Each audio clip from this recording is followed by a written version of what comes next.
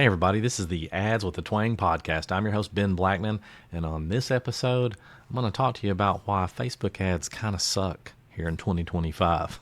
All right, here comes episode 118. The Ads with the Twang podcast is dedicated to helping you create simple, successful ads and use smart strategies to grow your online business. Get ready because I think you're going to love this. All right, welcome to episode 118. Glad to have you here. And I just want to tell you what ChatGPT thinks I should say right here. It thinks I should say, Facebook ads do suck, but that don't mean they're useless.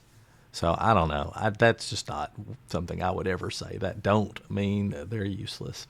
Anyway, I just thought that was pretty funny. So you got to really mind your P's and Q's if you're using ChatGPT or any of the other ones. I can't tell you how many mistakes I've seen with them recently. I kind of feel like they're getting dumber instead of smarter, but nevertheless.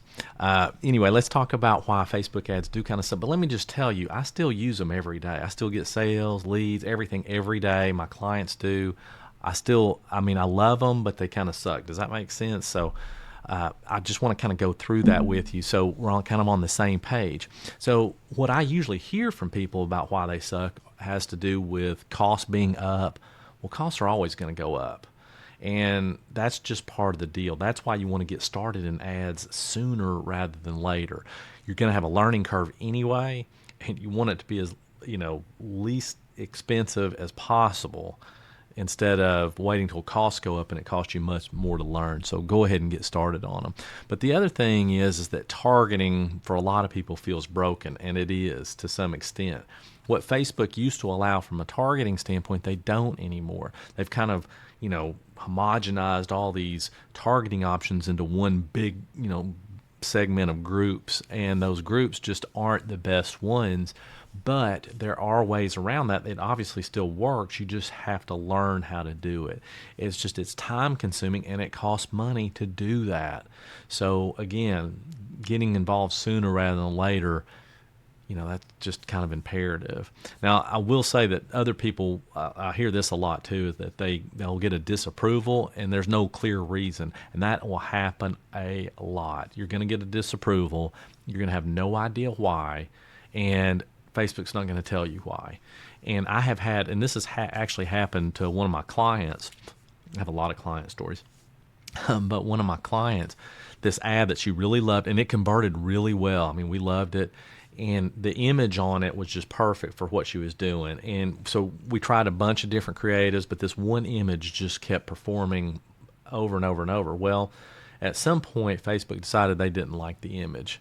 And we, could not get it approved no matter what we did. And so she was just really upset about it, and she just felt like her business was going to go down. And I told her, I was like, look, if you are relying on one image, one set of copy for your entire business, you don't have a business. Okay, you have like a lottery ticket or something. I mean, you're just trading. You're picking. You're throwing darts at a board. That's not good enough. So you will get disapprovals. And the reason I'm saying that is you're going to get disapprovals. I wouldn't overly spend a huge amount of time trying to figure that out, or necessarily trying to fix it. I would just move on. Right? Tried something different. And then also people telling that they feel like they're throwing money into the wind. Now, if you've ever ran an ad, you've probably felt that way too. So I certainly understand that. Now, here's the reason why most ads tend to flop. And then I'm going to talk to you about, a couple of other things that you can do. But usually it's a bad offer. A bad offer is going to cause an ad to flop no matter what happens. So a good ad doesn't make up for a bad offer. And if something has to, you'd rather have a mediocre ad and a great offer than a great ad and a mediocre offer, if that makes sense. So make sure that your offer is on par and is as good as it could possibly be.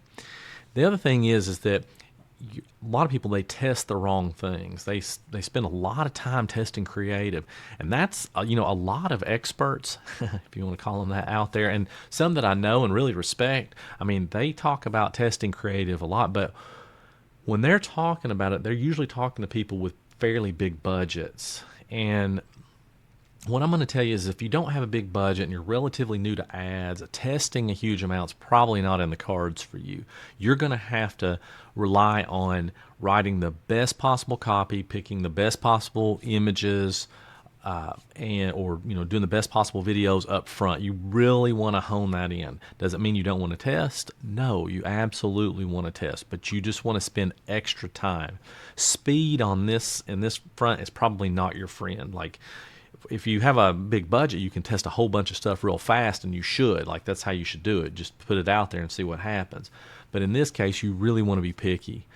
Okay.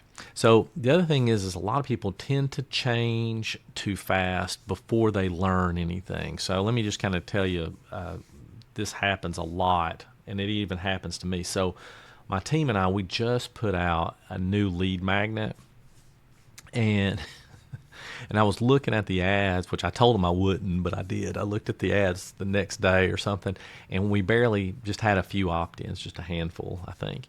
And it was costing, more than I really wanted to pay. Now, I know better to change things up and so forth, and to give it time. So I thought, you know what, this time I'm going to do it differently. I'm going to just let it go. I'm going to let them handle it. So we did change the image, and once we changed the image, boom, everything clicked. It started working great and everything. See, if I had gotten in there, I would have gone in and turned the ads off and started over, or done a whole bunch of other stuff, just because it's hard for me to be patient with my own ads. But because I stood back for a second, took a breath, and then, did what I know works, now it's working just fine. Okay, now if you're doing this part where you say you're spending $5 a day, but you're expecting it to work like you're spending $500 a day, that's not good, and people do that.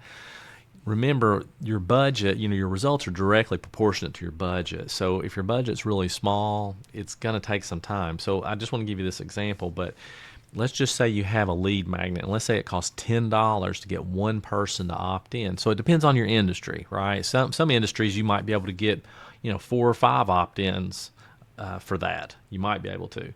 Some you might get 1. Some you might get 0. Like, it'll take several days. So, but let's just say it's $10. Well, if that's true, then you're only going to get 1 opt-in every other day. So you have to bear that in mind when you're evaluating your ads, because it's going to feel like it's not working at all when it is, but just not, where you want it to be. So bear that in mind when you're running ads. So now these are a couple of things of when you probably shouldn't be running ads to begin with. If you don't know your offer or your audience, meaning you haven't gotten your offer dialed in, and maybe you don't know exactly who your audience is, and you're kind of trying to figure all that out at the same time, don't run ads just yet. Get that figured out, and then start running your ads. Another thing is if you're a little apprehensive, well, not a little, if you're a lot apprehensive, I guess we're all a little apprehensive about spending money on ads, but if you're really apprehensive about spending money, even a $5 a day budget, then you're not ready. You're going to have to get over that, and it may just be you just have to jump in even though you are, scared. And if you're willing to do that, then do that. But if you're just almost paralyzed, and that's why you keep waiting month after month after month, and you go, I'll run it next month and next month. Well, that's never going to happen. So, just evaluate where you are and make a good decision. Something that's crucial, though, and you may not be ready to run ads if you're not willing to do this, but you've got to track your results, and you've got to be regimented about it. You cannot just haphazardly look at it, because if you don't track your results, you really are just wasting money. So it all feels good when it, like you get a bunch of sales up front, and that all looks good, and you don't really track the results. But the problem is that usually doesn't last, and so you're going to have to make some changes. And if you haven't been tracking, you're not going to know which changes to make. The last thing I just want to kind of mention on that is, remember, I say this all the time, but ads will not fix a bad offer. They will not fix a broken business. Don't think that it will.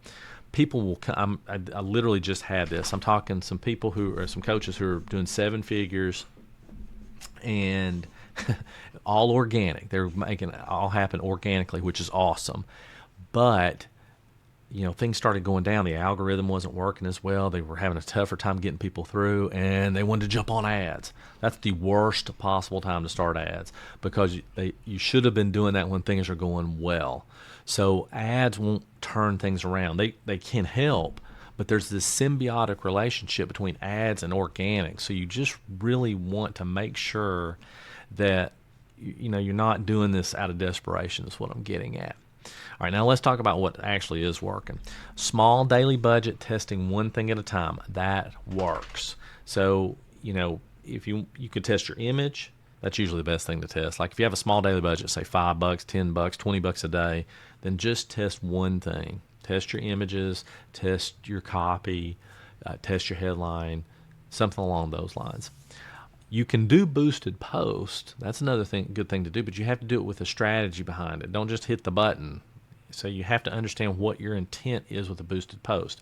A boosted post, and by the way, I'll do a video in detail of how to do a correct boosted post later on, but if when you're doing a boosted post, you have to know what your outcome's going to be before you do it and measure it by that. So a lot of people, Facebook will give you all these results. They'll say things like, you got all this engagement. Great. What does that mean? Right? Or, you got all these views. Great. That's great, but how did it really help me? It's okay to get those things if you know what you're going to do with them.